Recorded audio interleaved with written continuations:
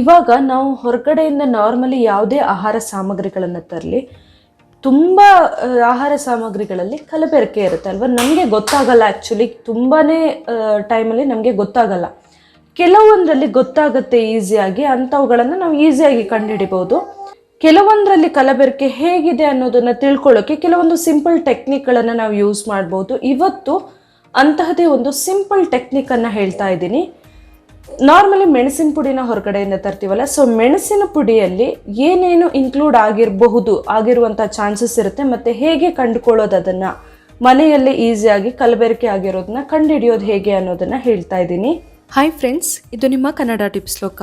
ನನ್ನ ಈ ಚಾನಲ್ನಲ್ಲಿ ನೀವು ಬೇರೆ ಬೇರೆ ರೀತಿಯ ಟಿಪ್ಸ್ಗಳನ್ನು ನೋಡ್ಬೋದು. Kitchen tips, health tips, cleaning tips, ಹಾಗೆ ಬ್ಯೂಟಿ ಟಿಪ್ಸ್. ಅದೇ ರೀತಿಯಲ್ಲಿ ನಿಮ್ಮ ಹಣ ಮತ್ತು ಸಮಯದ ಉಳಿತಾಯ ಮಾಡೋಕ್ಕೆ ಬೇರೆ ಬೇರೆ ರೀತಿಯ ಟಿಪ್ಸ್ಗಳನ್ನು ನೋಡಬಹುದು. ಈ ಎಲ್ಲ ವಿಡಿಯೋಗಳನ್ನು ನೋಡಬೇಕಂತ ಹೇಳಿದರೆ ನೀವು ಮಿಸ್ ಮಾಡದೆ ನನ್ನ ಚಾನಲ್ನ ಸಬ್ಸ್ಕ್ರೈಬ್ ಮಾಡಿ, ಹಾಗೆ ಬೆಲ್ ಐಕಾನ್ ಕ್ಲಿಕ್ ಮಾಡೋದನ್ನು ಮರಿಬೇಡಿ. ನಾರ್ಮಲ್ ಆಗಿ ಚಿಲ್ಲಿ ಪೌಡ್ರು ನಾವು ಮನೇಲಿ ಯೂಸ್ ಮಾಡ್ತೀವಿ ಅಲ್ವಾ, ಮೆಣಸಿನ ಪುಡಿ. ಸೊ ಅದರಲ್ಲಿ ನಮಗೆ ಏನು ಮಿಕ್ಸ್ ಆಗಿದೆ ಅನ್ನೋದು ನಾರ್ಮಲಿ ಗೊತ್ತಾಗಲ್ಲ. ನಾರ್ಮಲ್ ಆಗಿ ಅದರಲ್ಲಿ ಮಿಕ್ಸ್ ಆಗುವಂಥದ್ದಂತ ಹೇಳಿದರೆ ಇಟ್ಟಿಗೆ ಪುಡಿ, ಅಥವಾ ಕೆಲವೊಂದು ಕಡೆ ಇನ್ನೂ ಅತಿಯಾದ ಕಲಬೆರಕೆ ಅಂದರೆ ಸೋಪಿನ ಪುಡಿ. ಅದು ಯಾವ ರೀತಿ ಕಂಡುಕೊಳ್ಳೋದು ಅನ್ನೋದಕ್ಕೆ ನಾನೀಗ ಸಿಂಪಲ್ ಒಂದು ಟೆಕ್ನಿಕನ್ನು ಹೇಳ್ತಾ ಇದ್ದೀನಿ. ಫಸ್ಟಿಗೆ 1 ಲೋಟ ಆಗುವಷ್ಟು ನೀರನ್ನು ತಗೊಳ್ಬೇಕು. ಇವಾಗ ನಾವು ಯಾವ ಮೆಣಸಿನ ಪುಡಿನ ಚೆಕ್ ಮಾಡಬೇಕಂತ ಅಂದ್ಕೊಂಡಿದ್ದೀವಲ್ಲ, ಅದನ್ನು 1 ಸ್ಪೂನ್ ಆಗುವಷ್ಟು ಹಾಕಬೇಕು ಆ ನೀರಿಗೆ. ಮಿಕ್ಸ್ ಏನು ಮಾಡೋಕ್ಕೆ ಹೋಗಬಾರ್ದು, ಅದು ನಿಧಾನವಾಗಿ ಕೆಳಗಡೆ ಹೋಗ್ತಾ ಇರುತ್ತೆ ನೋಡಿ. ಹಾಗೆ ಸೆಟ್ ಆಗೋಕ್ಕೆ ಬಿಡಬೇಕು. ಒಂದು 10 ನಿಮಿಷ ಅಥವಾ 15 ನಿಮಿಷ ಬೇಕಾಗುತ್ತೆ ನೀಟಾಗಿ ಫುಲ್ ಸೆಟ್ ಆಗೋದಕ್ಕೆ. ಅಲ್ಲಿ ತನಕ ಹೀಗೆ ಇಟ್ಬಿಡಬೇಕು.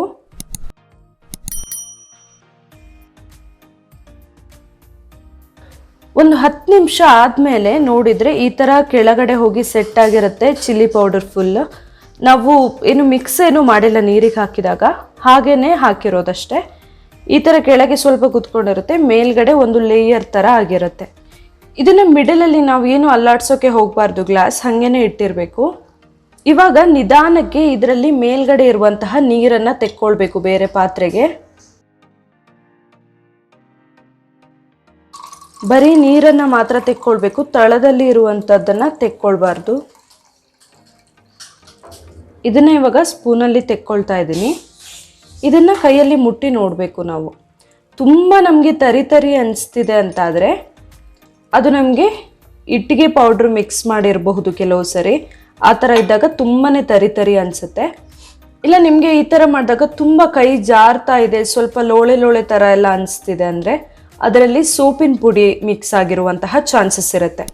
ನಾರ್ಮಲ್ ಚಿಲ್ಲಿ ಪೌಡ್ರ್ ಆದರೆ ನಿಮಗೆ ಏನು ಒಂದು ಸ್ವಲ್ಪ ಪೇಸ್ಟ್ ಥರ ಅನಿಸುತ್ತೆ ಅಷ್ಟೇ. ತುಂಬ ತರಿನೂ ಅಲ್ಲ, ತುಂಬ ನುಣ್ಣಗೆ ಒಂಥರ ಜಾರೋ ಥರನೂ ಇರಲ್ಲ. ಸೊ ಈ ಥರ ನೀಟಾಗಿ ಇದ್ದರೆ ಅದು ನಮಗೆ ಚಿಲ್ಲಿ ಪೌಡರ್ ಪ್ಯೂರ್ ಆಗಿದೆ, ಏನು ಪ್ರಾಬ್ಲಮ್ ಇಲ್ಲ ಅಂತ ತಿಳ್ಕೊಳ್ಬೋದು ನಾವು. ತುಂಬ ಈಸಿಲಿ ಈ ಥರ ನಾವು ಮೆಣಸಿನ ಪುಡಿಯಲ್ಲಿ ಏನಾದರೂ ಮಿಕ್ಸ್ ಆಗಿದೆಯಾ, ಕಲಬೆರಕೆ ಆಗಿದೆಯಾ ಅನ್ನೋದನ್ನು ಮನೆಯಲ್ಲೇ ಚೆಕ್ ಮಾಡ್ಕೊಳ್ಬಹುದು. ಈ ವಿಡಿಯೋ ನಿಮಗೆ ಇಷ್ಟ ಆಗಿದ್ರೆ ನನ್ನ ಚಾನಲ್ನ ನೀವಿನ್ನು ಸಬ್ಸ್ಕ್ರೈಬ್ ಮಾಡಿಲ್ಲ ಅಂದರೆ ಸಬ್ಸ್ಕ್ರೈಬ್ ಮಾಡಿ, ಹಾಗೆ ಬೇರೆಯವರಿಗೆ ಕೂಡ ಶೇರ್ ಮಾಡೋದನ್ನು ಮರಿಬೇಡಿ. Thank you.